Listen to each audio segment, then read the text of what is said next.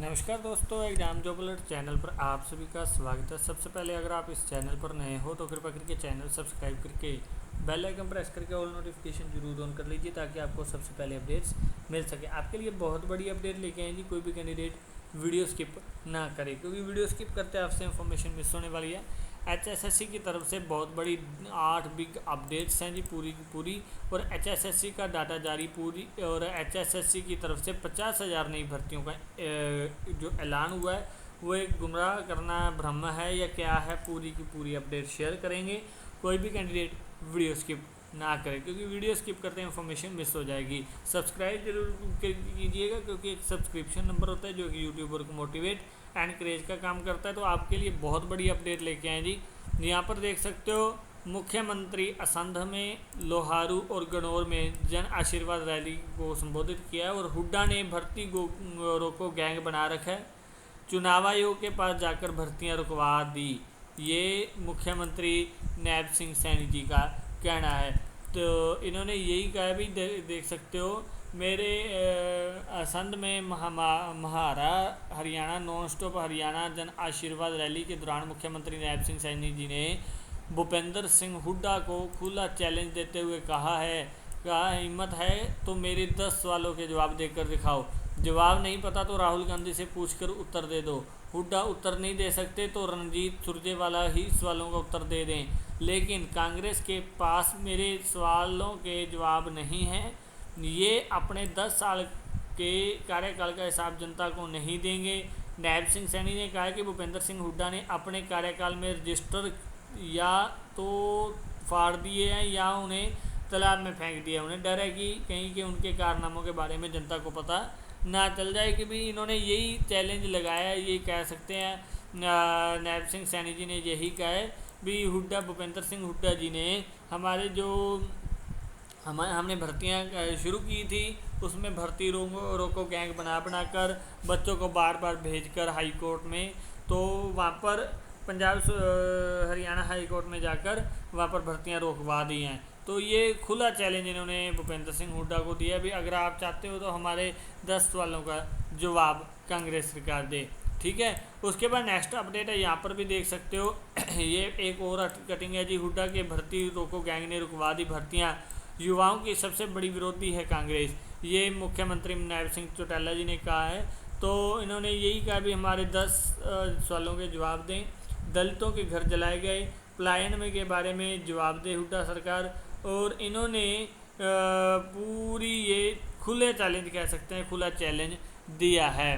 ठीक है जी, तो इन्होंने यही कहा भी जब 12 मार्च को मुझे हरियाणा की जिम्मेवारी दी गई तो 16 मार्च को विश्वास सम्मत हासिल किया, तो उसके तुरंत बाद ही आचार संहिता लग गई।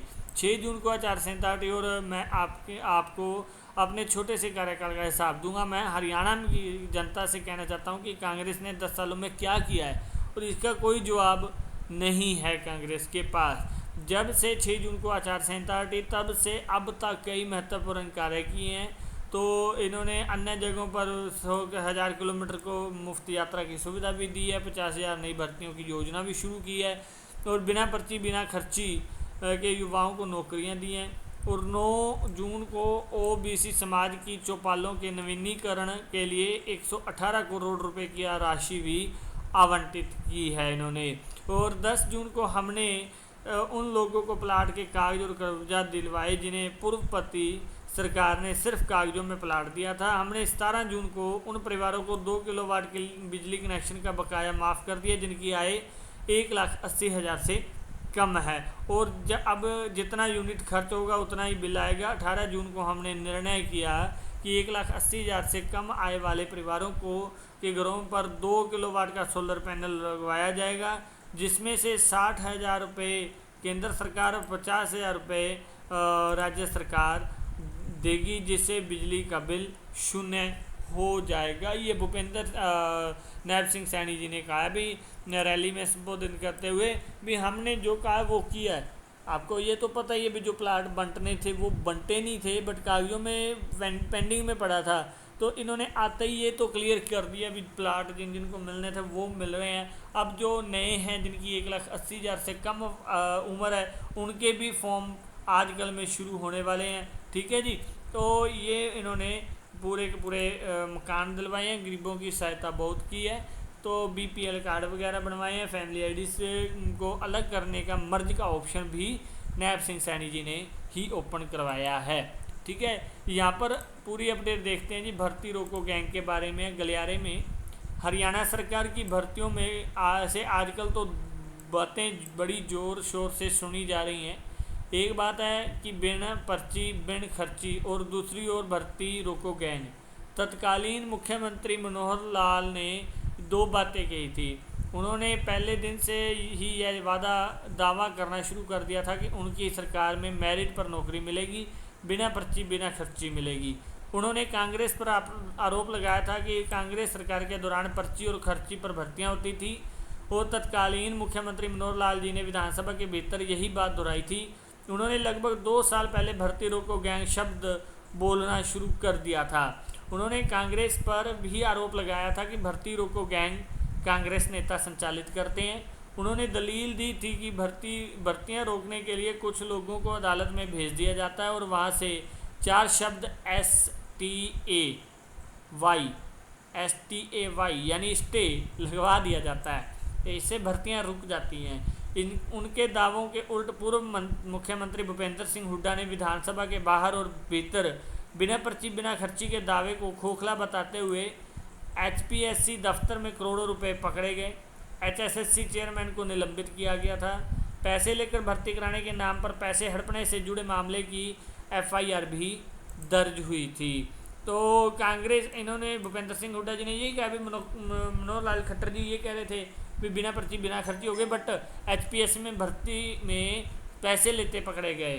तो HPSC में जो हुआ था वो करोड़ों रुपए पकड़े गए थे, और HSSC के चेयरमैन को भी इसी कारण निलंबित भी किया गया, वो बदले गए थे। कांग्रेस के वरिष्ठ नेता सांसद रणदीप सिंह सुरजेवाला लगातार भर्तियों पर हरियाणा सरकार के साथ HPSC और HSSC पर आरोप जड़े हैं। उन्होंने कहा कि हरियाणा को छोड़कर बाहर के युवाओं को भर्ती किया गया है। HSSC के कितने ही पेपर लीक हुए और प्रश्न रिपीट पर पेपर लीक करने का नया तरीका ईजाद किया था। गलियारे में पूछा जा रहा है कि आखिरकार भर्ती रोको गैंग में कौन शामिल है, और गलियारे में पूछा जा रहा है कि जिसे तत्कालीन मुख्यमंत्री भर्ती रोको गैंग बताते रहे उसका मुखिया को आजकल कौन गले लगा रहा है। मुखिया को गले लगाने वाला इस सरकार का शुभचिंतक कैसे हो सकता है, यह भी पूछा जा रहा है कि अगर किसी उम्मीदवार की जायज़ बात सुनी जाएगी तो वह अदालत में अपने अधिकार का इस्तेमाल क्यों नहीं करेगा। अगर वह इस्तेमाल करेगा तो उसे भर्ती रोको गैंग कैसे कहा जा सकता है। अगर अदालत में अपना अधिकार प्राप्त करने के लिए अपने पक्ष में नियमानुसार किसी वकील को दलीलें देने के लिए पेश करता है, तो वह वकील कैसे भर्ती रोको गैंग में शामिल हो गया। गलियारे में यहाँ तक भी कहा जा रहा है कि सबसे बेहतरीन विकल्प यही है कि भर्ती एजेंसियाँ अपना काम सही करें। अगर सही करेंगी तो अदालत में जाने की कोई आवश्यकता नहीं पड़ेगी। ये मुद्दा बहुत गरमाया हुआ है जी। कोई कह रहा है भर्ती रोको गैंग चल रहा है, कोई कुछ कह रहा है, बट अभी तक यानी कि ये अभी तक जो 50,000 भर्तियाँ चल रही हैं वो एज इट इज चलेगी, वो रुकने वाली नहीं है। बट ये विधानसभा की वोटें तब तक ये पक्ष विपक्ष का मसला चलता रहेगा। ना आप किसी को प्रमोट करते हैं, ना आप किसी के विपक्ष में हैं। तो हम तो सिर्फ आपको जो अपडेट है वही अपडेट दे रहे हैं विद प्रूफ के साथ। भी भर्ती रोको गैंग का ये मुख्यमंत्री मनोहर लाल खट्टर जी ने उठाया था, अब नैब सिंह सैनी जी उठा रहे हैं। तो ये मसला जैसे भी कोई हल होता है वो भी बता देंगे।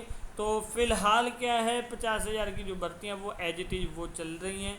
उनका PMT PST सब कुछ हो रहा है, रिटर्न हो रहा है, बट किसी का भी रिजल्ट विधानसभा के रिजल्ट से पहले नहीं आएगा, ये क्लियर है। भी 50,000 भर्तियाँ हों या कितनी भी हों, किसी का रिजल्ट भी अगर एग्ज़ाम हो जाता है आपका दैट्स गुड है, बट किसी का भी रिजल्ट पहले नहीं आएगा। 4 अक्टूबर विधानसभा के वोटों के इलेक्शन के बाद ही इसका रिजल्ट जारी किया जाएगा। उम्मीद करते हैं ये अपडेट आपके लिए बहुत बड़ी रही है। अगर इसी तरह की और भी बिग अपडेट्स पाना चाहते हो, चैनल पर नए हो तो कृपया करके चैनल सब्सक्राइब करके बेल आइकन प्रेस करके ऑल नोटिफिकेशन जरूर ऑन कर लीजिए, ताकि आपको सबसे पहले अपडेट्स मिल सके। वीडियो देखने के लिए आप सभी का बहुत बहुत धन्यवाद। Thank you very much.